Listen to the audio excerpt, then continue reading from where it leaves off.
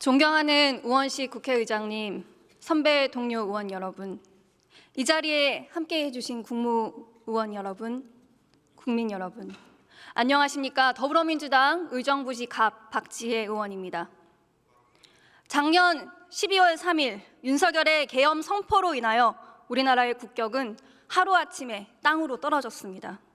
환율과 주식시장이 출렁이고 골목 상권에서 연말연시 특수는 실종되었습니다. 우리 민생은 위기를 넘어 벼랑 끝에 놓여 있습니다. 이제 민족의 대명절 설을 앞두고 있습니다. 하루빨리 불확실성을 해소하고 헌정 질서를 회복하는 것이 우리가 일상을 회복하는 유일한 방법입니다. 그러나 현실은 어떻습니까? 내란숙의 윤석열은 엄연한 국가조직인 경호처를 사병처럼 부리면서 수사기관의 정당한 법 집행을 거부하고 있습니다. 최상목 권한대행은 어떻습니까? 국회가 추천한 헌법재판관 입맛대로 골라서 임명했습니다. 김건희 여사 주가조작 범죄에 관한 상설특검법이 통과되었음에도 특검을 임명하지 않고 있고 대법원이 추천한 대법관 임명 역시 진행되지 않고 있습니다. 경찰 경호 인력이 관저에 추가 투입될 수 있게 해달라는 경호처의 요청은 들어주더니 공수처의 지원 요청은 거부하고 있습니다. 여당은 대통령의 상식박 주장을 그대로 확산하는 확성기 역할을 하면서 또 다른 헌정문란 행위를 부추기고 있습니다. 최상목 권한대행과 국민의힘 의원 여러분께 간곡히 호소합니다. 무엇을 위해 행정을 하고 정치를 하십니까? 더 이상 국민을 실망시키지 마십시오. 진정한 민주주의와 법치주의 구현을 위해 함께 나서주시기 바랍니다. 기재부 차관님 질의하겠습니다. 김범석 기획재정부 제1차관이 답변을 위해 자리에서 일어나 답변자 석 앞에 이동했습니다. 안녕하십니까. 더불어민주당 박지혜 의원이 단상의 방향을 답변자 석과 마주보게 이동하고 있습니다.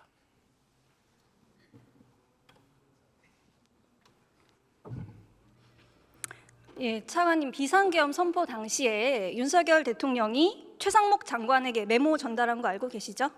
예, 전해 들었습니다. 예, 메모에 어떤 내용이 적혀 있었다고 알고 계시나요? 최근에 당시에는 제가 메모를 보지 못했었고요. 최근에 보도에 나온 바는 세 가지 사항, 예비비 확보, 그 다음에 이제 국회 예산 배정을 좀 줄여라, 그리고 세 번째 비상입법 대책기구 세 가지 내용이 있었던 것으로. 차관님, 언론 보도를 통해서 최근에 알게 되신 겁니까? 예, 그렇습니다. 그날 메모를 받아들고 나온 최상목 대행이 했던 첫 번째 조치가 F4 회의를 소집한 거죠, 맞죠? 메모 현장에서 하셨다고 제가 전해 들었습니다. 전에 들으셨어요? 예. 차관님은 그때 어디 계셨나요? 저는 집에 있다가 이제 F4 회의장으로 이동을 했습니다.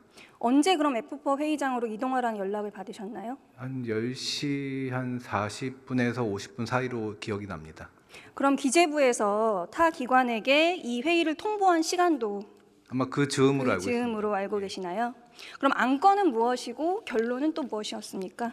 기본적으로 당시에 이제 외환시장이 새벽 2시까지 열리고 있었었고요. NDF 시장에서 환율이 1,440원까지 급등하고 있었기 때문에 외환하고 금융시장 안정 포함해서 거시경제 안정을 주된 내용으로 다뤘습니다. 회의가 시작된 시간은 몇 시인가요?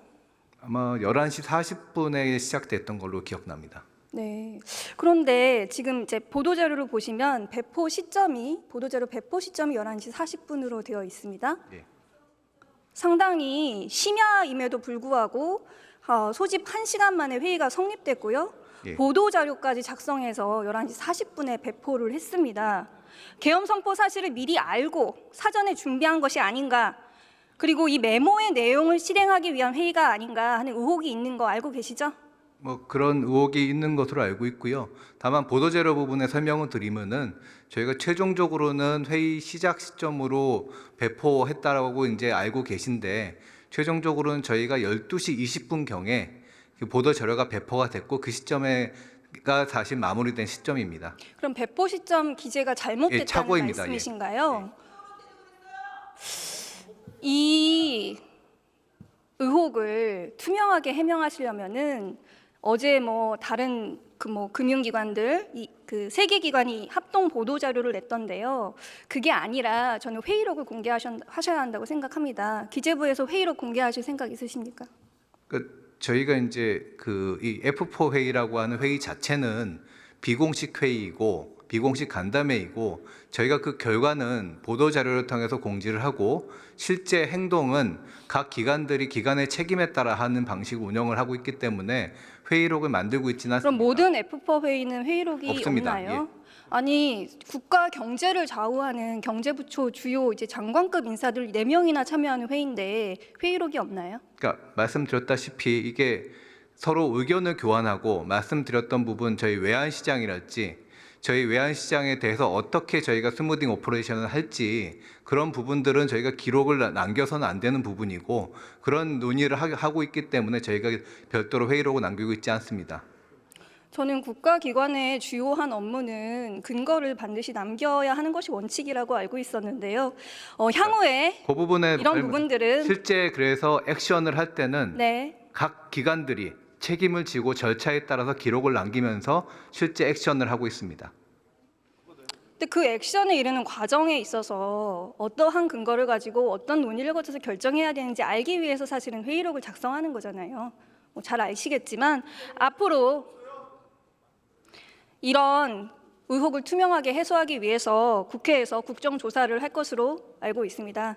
그래서 주요 국무위원들이 이 사실을 미리 알고도 묵인한 것은 아닌지, 선포 이후에 지시사항을 이행하기 위해서 충실하게 움직였던 것은 아닌지 충분히 해명하셔야 될 것 같고요.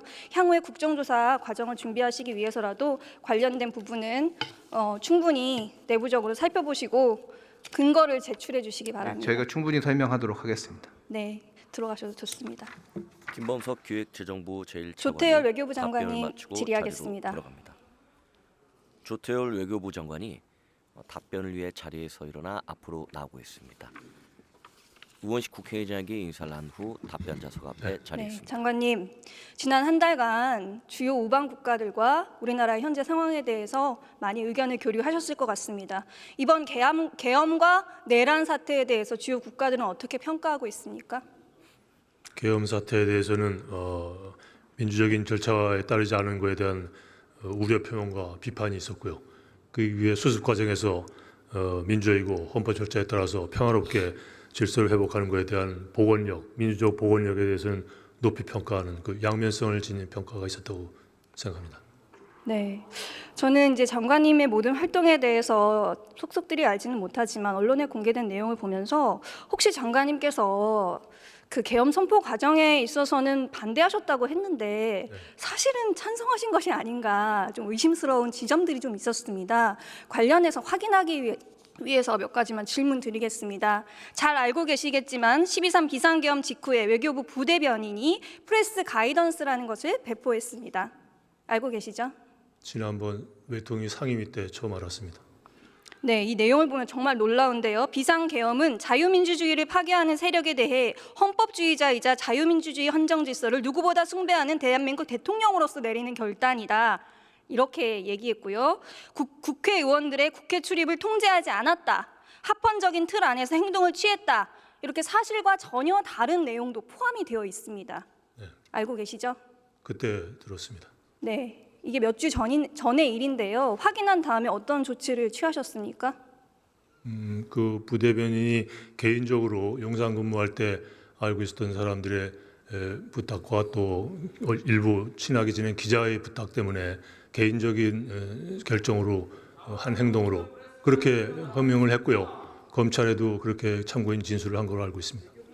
장관님이 어떤 조치를 취하셨습니까? 그러면 사실 장관님 그 얘기를 듣자마자 부대변인은 외교부의 입이잖아요. 그리고 우리나라를 대표해서 지금 외신에다가 이런 메시지를 냈습니다. 어떤 조치를 취하셨습니까?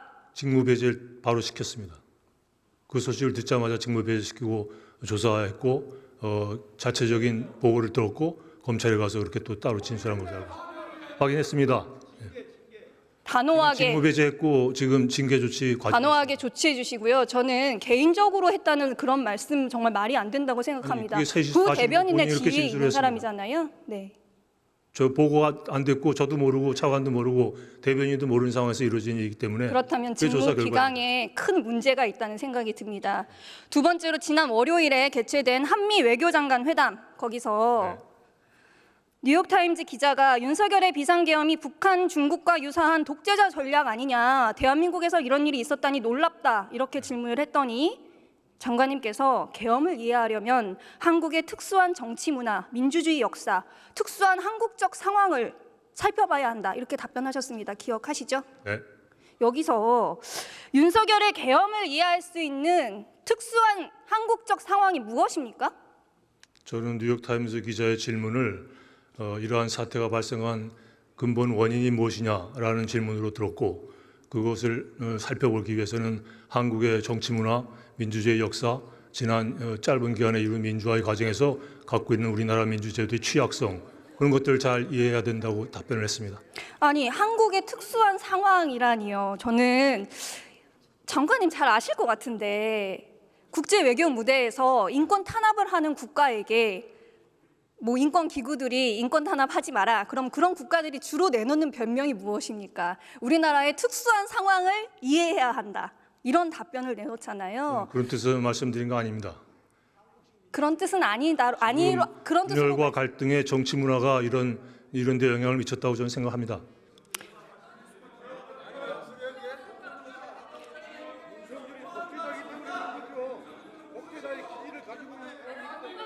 그 위헌성과 계엄 선포의 합헌성 여부는 별개로 차치하고요.